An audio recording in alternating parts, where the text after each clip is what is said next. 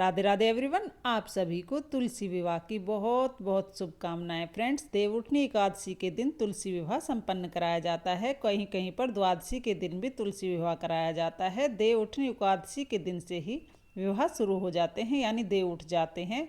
उसके बाद विवाह और मांगलिक कार्य होने प्रारंभ हो जाते हैं। तो देवउठनी एकादशी से पूर्णिमा तक तुलसी जी का विवाह कराया जाता है।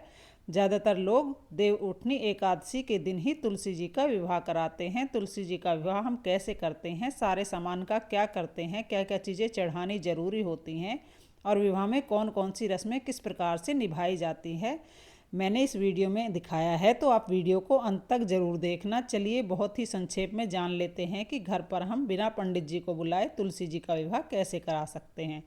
तुलसी जी का विवाह कराने के लिए सबसे पहले हमें तुलसी जी चाहिए होंगी। तुलसी जी के गमले को जो जो जगह आपके आसपास है उसे साफ़ कर लें। उसके बाद एक पटड़ा लगाएंगे। पटड़े पर मैंने स्वास्तिक बना दिया है। अब इस पटड़े के ऊपर हम पीले रंग का आसन बिछा देंगे। अब देखिए, विवाह जैसा मांगलिक कार्य है, तो अगर आपको कुछ भी नहीं आता है तो आप इस तरह से स्वास्तिक बना लें और रंगोली बना लें।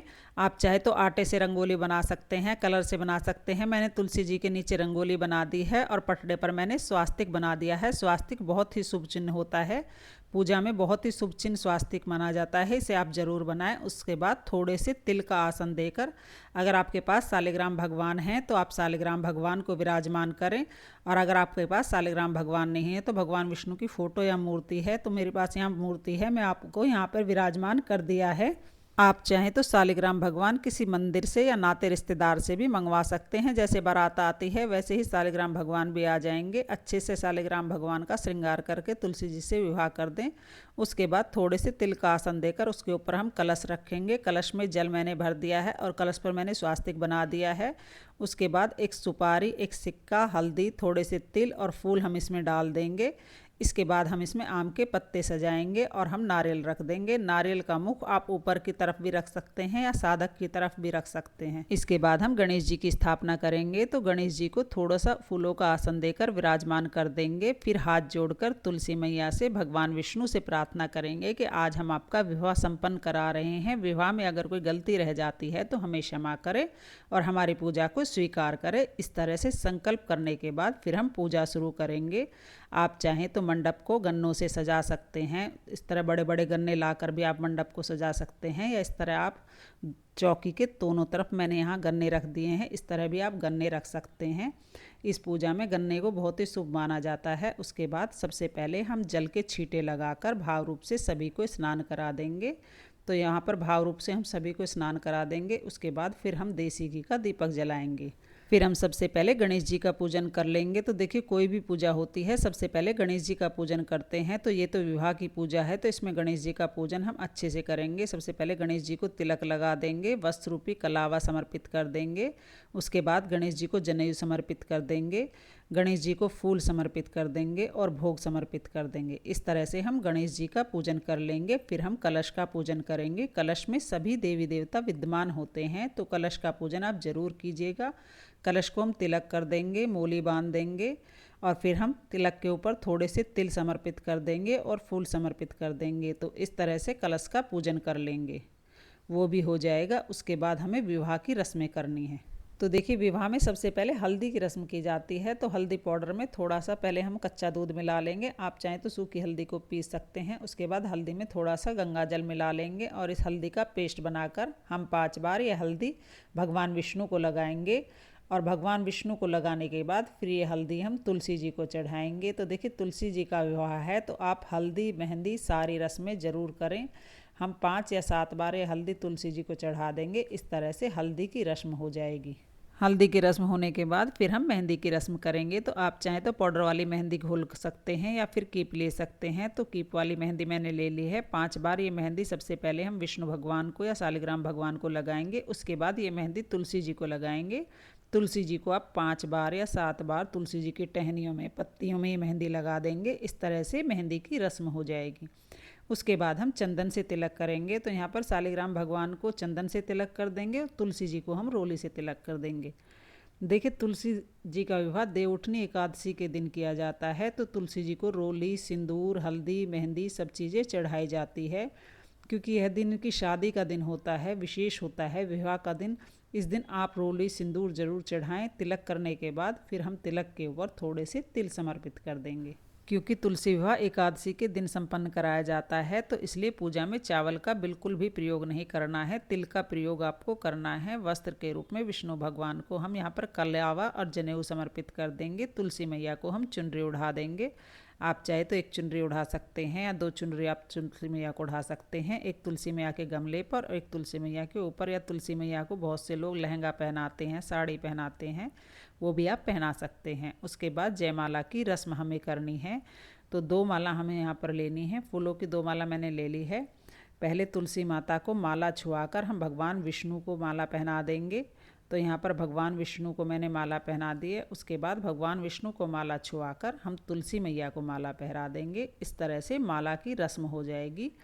फिर हम तुलसी मैया को श्रृंगार का सामान समर्पित करेंगे। और देखिए, इस दिन तुलसी जी को आप चूड़ियाँ जरूर पहनाएं। बिछिया आप जरूर समर्पित करें। चांदी की हो सके तो चांदी की लेकर आएँ, नहीं तो आप चाहें तो तांबे की बिछिया भी लेकर आ सकते हैं। चूड़ियाँ ज़रूर पहना देना। मैं चूड़ियाँ पहना रही हूँ। उसके बाद मेहंदी वगैरह की रस्म हमने पहले ही कर दी है। मेहंदी लगा दी है, हल्दी लगा दी है। बाकी श्रृंगार का सामान हम तुलसी जी के पास रख देंगे और चूड़ियाँ हम तुलसी जी को पहना देंगे। इस तरह से सारा श्रृंगार का सामान हमें चढ़ाना है। उसके बाद गठजोड़े की जो रस्म होती है वो करनी है। उसके लिए मैंने भगवान विष्णु को पहले ही पीले रंग का पटका पहना दिया है। आप पीले रंग का कोई पटका या दुपट्टा जो भी आपके पास हो, गीला कपड़ा भी आप ले सकते हैं। उसमें एक हल्दी की गांठ और एक सिक्का रख दिया है। आप चाहे तो सुपारी या सिक्का भी रख सकते हैं। जो पटका है वो शालिग्राम भगवान को पहना दिया है। इस पटके में चीज़ें रख के हम तुलसी जी को उसकी चुनरी से बांध देंगे। तो उसमें मैंने थोड़ा, पटका मेरा छोटा है तो मैंने यहाँ पर कलावा ले लिया है। इस कलावे को एक तरफ से मैंने तुलसी जी के चुनरी से बांध दिया है, दूसरी तरफ भगवान विष्णु के पटके से बांध दिया है कि तो इस तरह से गठजोड़ा हो जाएगा। अब हमें फेरे कराने होते हैं। तो फेरे कैसे कराते हैं? कोई पुरुष भगवान विष्णु की फ़ोटो या शालिग्राम को उठाकर, महिला तुलसी जी को उठाकर 7 बार इस तरह से फेरे लगाते हैं। आप चाहें तो इस तरह से फेरे लगा सकते हैं। अगर आपकी तुलसी जी बहुत भारी है, गमला बहुत भारी है, या शालिग्राम भगवान को कोई पुरुष नहीं उठा पा रहा है, तो तुलसी जी के पास आप इस तरह से हाथों से फेरे लगा सकते हैं। आप चाहें तो इस तरह से हाथ जोड़कर, 2 हाथ लेकर उसे 7 बार इस तरह से घुमाकर फेरे लगा सकते हैं। या फिर आप नारियल को तुलसी जी और शालिग्राम भगवान के ऊपर के इस तरह से 7 बार घुमाएंगे तो ये भी फेरे ही हो जाते हैं। ये 3 तरह से फेरे कराए जाते हैं। आप किसी भी विधि से फेरे करा सकते हैं। 7 बार हमें फेरे कराने होते हैं। इस तरह से फेरे संपन्न हो जाएंगे। उसके बाद इस नारियल को हम यहीं पर रख देंगे। इसके बाद हमें सिंदूर दान कराना होता है। तो देखिए, कोई भी सिक्का आप ले ले, चांदी का या सिंपल भी सिक्का लेकर उसे हम सिंदूर लेना कर बोलते हैं। शालिग्राम भगवान या विष्णु भगवान से छुआकर यह सिंदूर हमें तुलसी जी को समर्पित करना है। तुलसी जी की मांग भरनी है। तो इस तरह से तुलसी जी को सिंदूर चढ़ाया जाता है। बाद में ये सिक्का हम तुलसी के गमले में रख देना है। इसके बाद कन्यादान की रस्म होती है। तो जो भी तुलसी विवाह करा रहे हैं वो कन्यादान करते हैं। तो अपने हाथ में जितने चाहें उतने रुपए ले सकते हैं। श्रद्धानुसार पैसे लेकर, फूल लेकर और थोड़ा सा जल लेकर हम संकल्प करेंगे तुलसी जी के विवाह का, कि आज मैं अपनी श्रद्धा से तुलसी जी का विवाह भगवान विष्णु या भगवान शालिग्राम के साथ संपन्न करा रहा हूँ या करा रही हूँ। भगवान आप तुलसी जी को स्वीकार करें और मेरा जो दान दक्षिणा मैंने दिया है उसे भी स्वीकार करें, कह के वे पैसे हम भगवान विष्णु को समर्पित कर देंगे।